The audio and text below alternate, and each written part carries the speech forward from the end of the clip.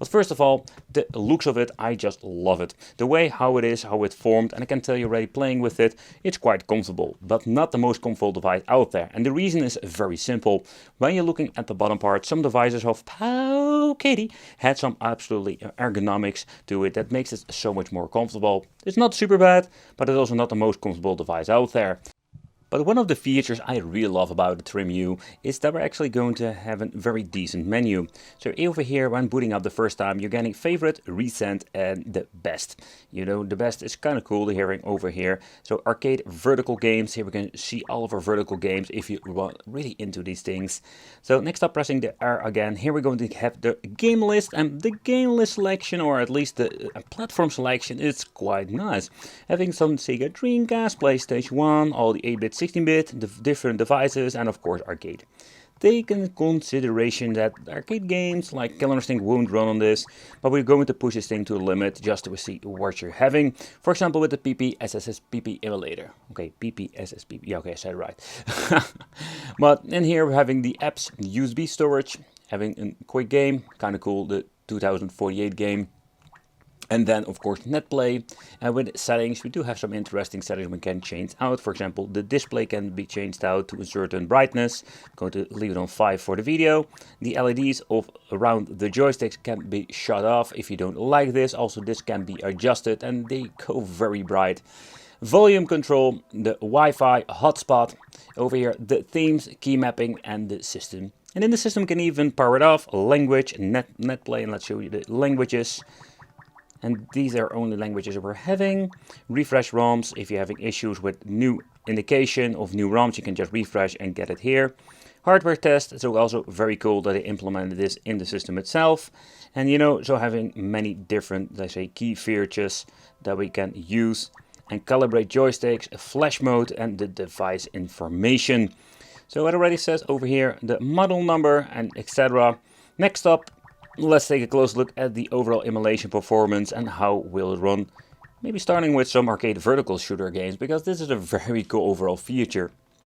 But when actually booting up a game, you can just very easily go back, pressing the menu button. Here we can make a quick load and quick save. The save feature, you have even like 10 slots for every single game. When just saving it, you even having a screenshot. Doesn't feature, not every single device has. It's very convenient.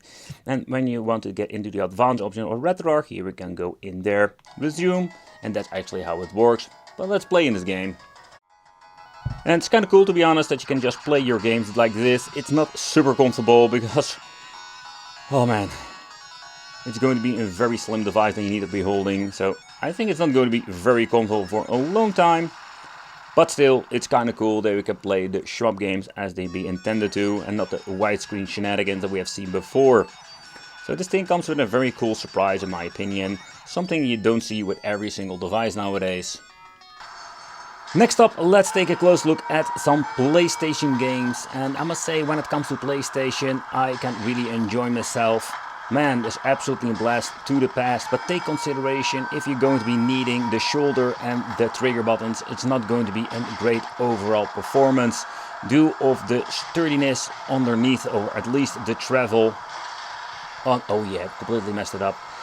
But when it comes to PlayStation, we have so many different devices now that can actually play this without any problem. So you don't really need this particular model for having some PlayStation emulation. I think there are like a zillion freaking devices out there that have this option now. Next up, I just wanted to check out some cruising USA of the N64. So let's boot this up. And the reason why, because this is absolutely a great test to see if this is running. And the overall performance of N64 is going to be a hit or miss. Take that in consideration. This is a game that is very demanding and not a lot of handhelds will run this, especially the cheap ones.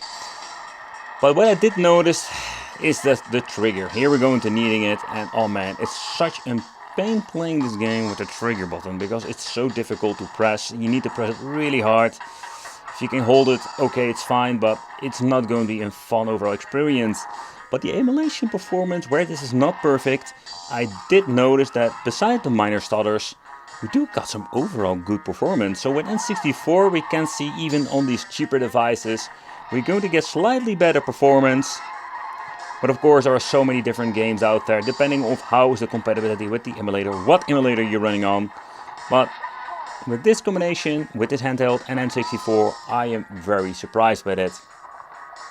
But let's take a close look at the Sega Dreamcast part. The first thing I noticed that the vibration motor on the inside seemed to be active with this only particular model of an emulator. With PlayStation, other one didn't have any vibration whatsoever. That's kind of cool, to be honest, that the vibration motor does work.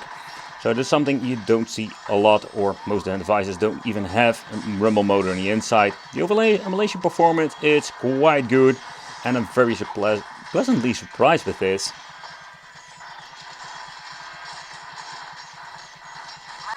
I know a lot of you want to see some Nintendo DS running on this. I do see that it stutters a little bit over here. But if you're going to be navigating with the stylus, for example, you can actually do this. But in my opinion, it's not going to be a pleasant overall experience. It's kind of cool to see this playing on this, but you know, having to display like this is an option to play. And navigating through it is possible. You can also get into the menu now. There's a different menu because it does run on dress stick and not on the Retroid menu. Well, this is one of those ways you can actually play Nintendo DS. But again, is this really the way you want to play? I personally prefer to have the original, let's say, configuration with two screens on top of each other.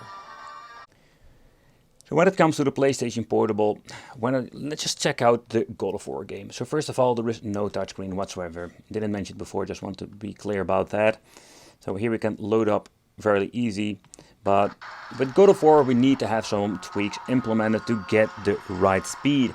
So normal games, let's think about a Tekken 5, 6, that can be run fine. But if you're going to get into the more demanding games, here we need to have a little bit of tweaking going on.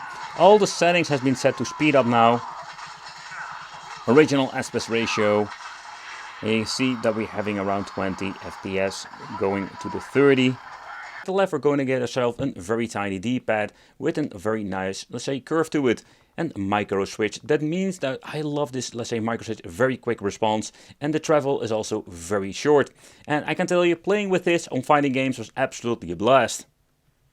What is quite interesting that we do have ourselves nowadays different joysticks on these devices, where most of them have like the Nintendo Switch ones with the click. We don't have the click, and this is similar to, let's say, the PS Vita. So I do love what they're doing over here in combination with the LED around it. That also change it with different kind of categories. And when you're just looking at it, it's a very short travel and very responsive. And on top we do have some rubber compound for extra grip. At the right side, we're going to get ourselves the similar joystick, and again, it's a very nice, let's say, short travel joystick, and it's very comfortable without a click.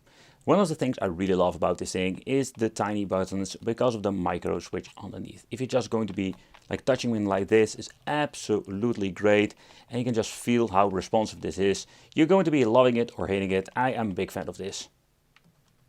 But there was another part we need to talk about, and that's actually the buttons at the top. Okay, so first of all, I think they're absolutely great when it comes to the L and R. If you're just playing a game, if you're going to play Game Boy Advance and you need to use them, they're great.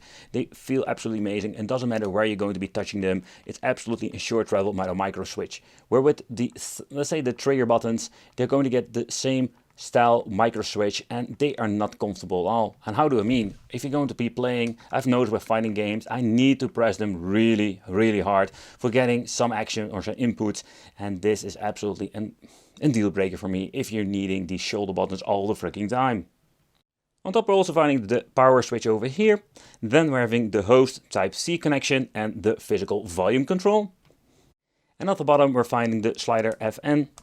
Then over here we're going to get ourselves the DC, microphone even, and SD card, and the headphone jack out. The chipset is an Allwinner A133 Plus with a Cortex A53 quad-core 1.8 GHz. The GPU is a Power VR G8 8300 running on 660 MHz. The display is in 4.96 inches with a resolution of 1280 by 720. 5000 mAh battery that gives you around a plus minus of 5 hours of gaming time.